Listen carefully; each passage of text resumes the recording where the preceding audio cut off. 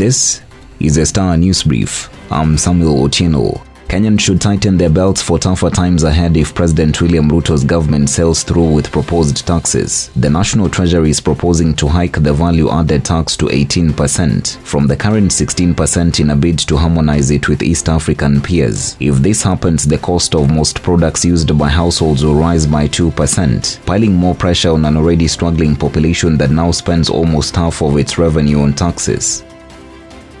Get a copy of The Star by subscribing to our e-paper for only 40 shillings through www.mgazzetti.com.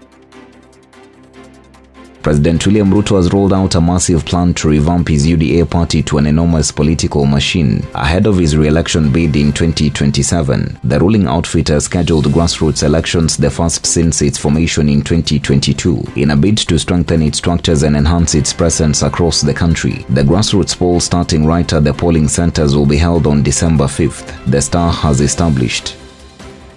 Petitioners want the government's new tax measures annulled on Wednesday, asked judges hearing the case to be courageous, and declared the Finance Act 2023 illegal. A battery of lawyers representing the tens of petitioners asked the bench of Justices David Majanja, Christine Meoli and Lawrence Mugambi to emulate their colleagues who declared unconstitutional former President Uhuru Kenyatta's bid to amend the Supreme Law in 2021 through the Building Bridges initiative, led by Senior Counsel Otiende Amolo. The petitioners toed to the Finance Act, citing various provisions as illegal.